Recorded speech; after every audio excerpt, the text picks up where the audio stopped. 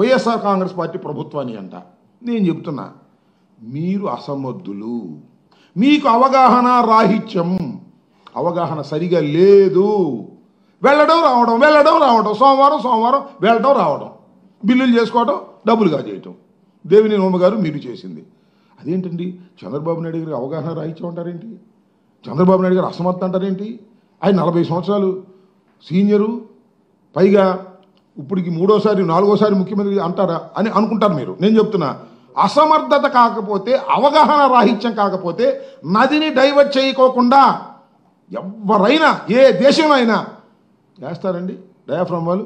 మన దేశంలో కాబట్టి సరిపోయింది, కానీ ఇలాగే ఇంకొక దేశంలో ఎక్కడ జరిగితే ఈ నష్టానికి ప్రాసిక్యూట్ చేస్తారు, ఉరి కూడా వేస్తారని మనం చేస్తున్నాం.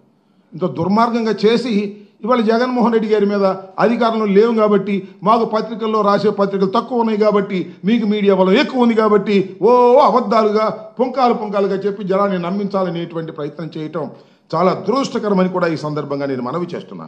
అవినీతి అంట, ఎవరు అవినీతి? కుట్ర అంట, ఎవరు కుట్ర? అవినీతి మీరు, నేను అనలేదుగా. ఎవరన్నారు? మోడీ గారు అన్నారు. ఏటీఎం, ఏది ఏటీఎం? పోలవరం ఇది ఏటీఎం అని మీ ప్రధానమంత్రి గారే అన్నాడు. ఫండ్ ఇచ్చి ఆయన అన్నాడు. అవినీతి ఎవరిదండి? మాదే మీదే. మీరు పూర్తిగా అవినీతి చేశారు, పూర్తిగా అన్యాయం చేశారు, అవగాహన రాహిత్యం చేశారు. సందు దొరికింది కదా అని చెప్పేసి జగన్మోహన్ రెడ్డి గారి మీద, వైఎస్ఆర్ కాంగ్రెస్ పార్టీ మీద బురద తల్లేటటువంటి కార్యక్రమాలు మీరు చేస్తున్నారు. ఇది తగదని కూడా ఈ సందర్భంగా నేను చెప్పదలుచుకున్నా. కేంద్ర ప్రభుత్వం ఫేజ్ 1 కింద 12,157 కోట్లు శాంక్షన్ చేసిందని చెప్తున్నారు. నిజం. దానికి కారణం వైఎస్ఆర్ కాంగ్రెస్ పార్టీ. గర్వంగా చెప్తున్నా. మేము కింద నుంచి ఫైల్ నడిపి జస్ట్ బిఫోర్ ఎన్నికలకు ముందు క్యాబినెట్లో పెట్టాల్సింది. అప్పటికి ఏలియన్స్ కుదిరింది వీళ్ళకి, వెళ్ళి లబోదిబో మీరు క్యాబినెట్లో పెట్టమాకండి, ఇప్పుడు దీన్ని శాంక్షన్ చేయమాకండి, శాంక్షన్ చేస్తే జగన్మోహన్ రెడ్డి గారికి మంచి పేరు వస్తుందేమో, ఓట్లు పెరుగుతాయేమో అని అడ్డం పడ్డారు, ఆపారు. సరే అడ్డం పడ్డారు, ఆపారు. మొన్న శాంక్షన్ చేసుకున్నారు. శాంక్షన్ చేసుకుంటే 12,157 కోట్లు ఫస్ట్ ఫేజ్కి 41.15కి శాంక్షన్ చేశారు. That is the first phase. రెండో ఫేజ్ సంగతి దేవుడు ఎరుగు, దాని సంగతి మళ్ళీ చెప్తా. 2,300 కోట్ల రూపాయలు ఆల్రెడీ రిలీజ్ అయింది. దేన్ని? ఈ 12,157 కోట్లలో 2,300 కోట్ల రూపాయలు రిలీజ్ అయితే ఏం చేశారని అడుగుతున్నా చంద్రబాబు నాయుడు గారిని. మొత్తం డైవర్ట్ చేసుకున్నారు, స్టేట్ గవర్నమెంట్కి వాడుకున్నారు. ఎందుకు చెప్తున్నానంటే, మమ్మల్ని అన్నారు. నిమ్మల రామానాయుడు గారు గుర్తుందో లేదో మీకు?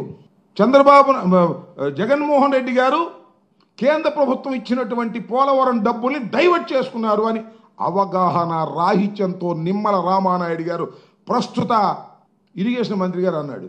అసలు అవకాశం లేదట. నేను ఒకసారి చెప్పి మళ్ళీ చెబుతున్నా. ఎందుకు అవకాశం లేదంటే, ఈ రకంగా 2,300 కోట్ల రూపాయల అడ్వాన్స్గా రిలీజ్ చేసిన సందర్భమే వైఎస్ఆర్ కాంగ్రెస్ పార్టీ ప్రభుత్వం లేదు. ఎప్పుడు రీఎంబర్స్మెంట్ ఇచ్చారు. రాష్ట్ర ప్రభుత్వం 2,000 కోట్లు ఖర్చు పెడితే, ఈ 2,000 కోట్లు ఖర్చు పెట్టాం బాబు, ఇగో బిల్లులు ఇవి అని మేము అప్లోడ్ చేసి వాళ్ళకి ఇస్తే, వాళ్ళు డిఫరెంట్ స్టేజెస్లో పరిశీలన చేసి వాళ్ళు డబ్బులు రిలీజ్ చేస్తారు. రిలీజ్ చేస్తే అవి రాష్ట్ర ప్రభుత్వం వాడకూడదు. రాష్ట్ర ప్రభుత్వం పెట్టుబడి పెట్టింది కాబట్టి. దీనికి ఇంతవరకు సమాధానం చెప్పలా ఎవరు? నిమ్మల రామానాయుడు గారు. చాలా సందర్భాల్లో మైక్ ముందుకు వచ్చాడు, మీడియా ముందుకు వచ్చాడు, మమ్మల్ని అనేక రకాలుగా మాట్లాడాడు. ఇంతవరకు రాష్ట్ర ప్రభుత్వం ఖర్చు పెట్టిన డబ్బులు వస్తే అవి మేము ఖర్చు పెట్టుకుంటే దాన్ని ఎట్లా అంటారయ్యా బాబు మీరు డైవర్షన్ అని?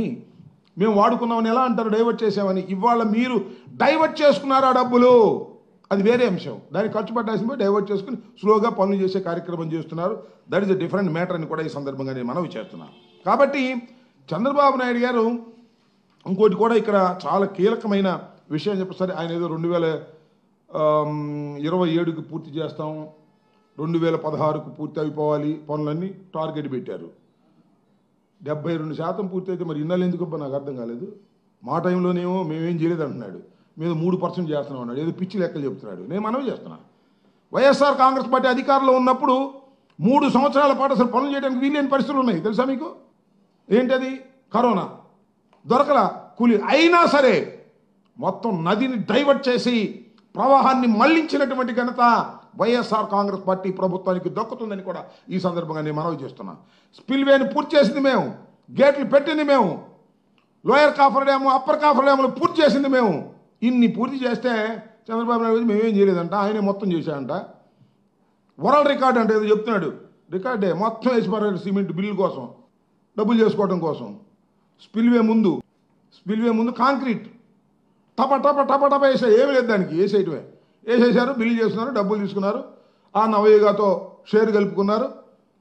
రామోజీరావు గారు బంధువు నవయ్యగా వీళ్ళు డబ్బులు తీసుకునే కార్యక్రమాలన్నీ చేసేటటువంటి పరిస్థితికి వచ్చి ఇవాళ మమ్మల్ని మాట్లాడేటువంటి పరిస్థితి చేస్తున్నారు.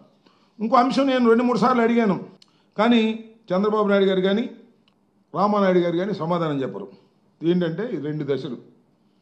ఒకటి ఫస్ట్ దశ ఇప్పుడు పూర్తి అయిపోతుందని చెప్తున్నాడు కదా, 2027కు పూర్తి చేసే బాధ్యత మాది అని చెప్తే మంచిది.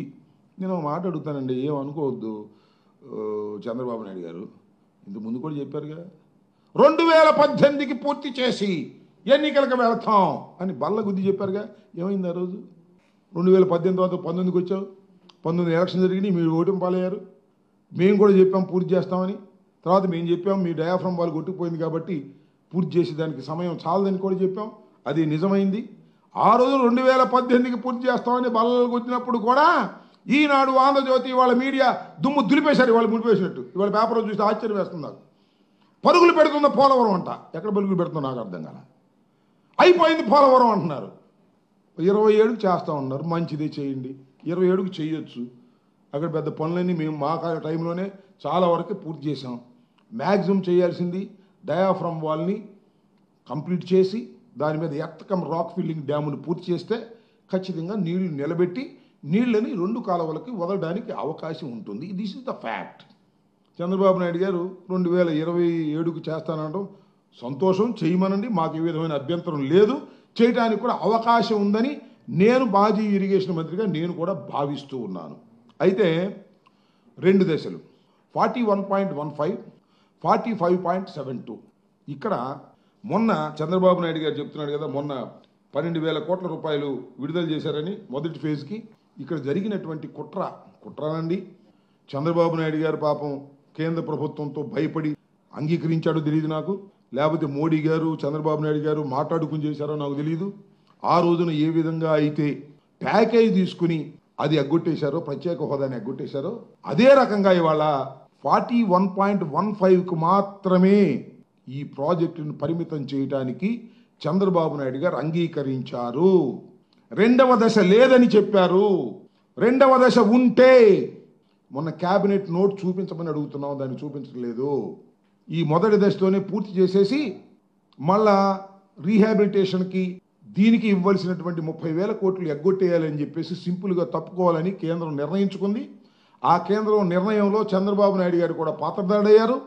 ఇది మొత్తానికి బ్యారేజ్ కిందే చేయాలనేటువంటి ప్రయత్నం చేస్తున్నారు.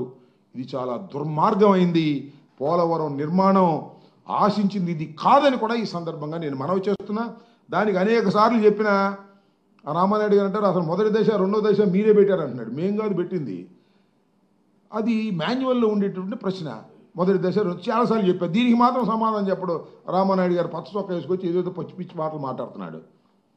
పచ్చ చొక్కా వేసుకుని పిచ్చి మాటలు మాట్లాడటం కాదు స్వామి, ఉన్న వాస్తవాలు చెప్పడానికి ప్రజలకు ప్రయత్నం చేయండి.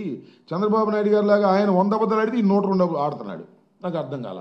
ఇట్లా అబద్ధాలు ఆడేటటువంటి కార్యక్రమం చేయటం చాలా దుర్మార్గం అని కూడా ఈ సందర్భంగా నేను మనవి చేస్తున్నాను. మరొక్కసారి చెప్తున్నా, పోలవరం అనేది ఈ రోజున ఈ దుస్థితికి రావడానికి ప్రధానమైనటువంటి కారణం నారా చంద్రబాబు నాయుడు గారి అవగాహన రాహిత్యం, నారా చంద్రబాబు నాయుడు గారి అసమర్థత, నారా చంద్రబాబు నాయుడు గారి అవినీతి. నారా చంద్రబాబు నాయుడు గారు దీన్ని ఏటీఎంగా భావించారే తప్ప మరొకటిగా భావించలేదు. కాబట్టే ఇవాళ ఈ దుస్థితి ఈ పోలవరం ప్రాజెక్టుకు వచ్చింది. మళ్ళా చంద్రబాబు నాయుడు గారి హయాంలోనే మరింత దిగజార్చేటటువంటి పరిస్థితికి తీసుకువెళ్తున్నారు. 41.15కి పరిమితం చేసి ఆంధ్రప్రదేశ్ ప్రజలకు ద్రోహం చేసేటటువంటి కార్యక్రమం చేస్తున్నారు. ఇది ఇష్టం వచ్చినట్టుగా జగన్మోహన్ రెడ్డి గారి మీద నిందలు వేయడానికి మాత్రం ప్రతి సందర్భాన్ని ఉపయోగించుకోవటం చాలా దురదృష్టకరంగా నేను భావిస్తున్నాను. ఉన్నది ఉన్నట్టుగా సాధ్యమైనంత వరకు చెప్పేటటువంటి ప్రయత్నమే మేము చేస్తున్నాం తప్ప దుర్మార్గంగా ప్రవర్తించాలని మాత్రం మేము అనుకోవటం. దిస్ ఇస్ ద ఫ్యాక్ట్స్ మాత్రమే మేము ముందు పెడుతున్నాను. ఇవాళ చంద్రబాబు నాయుడు గారు చెప్పిందంతా కూడా అసత్యాలని కూడా ఈ సందర్భంగా మీ ద్వారా రాష్ట్ర ప్రజానీకానికి వారికి కూడా తెలియపరుస్తూ ఉన్నాను.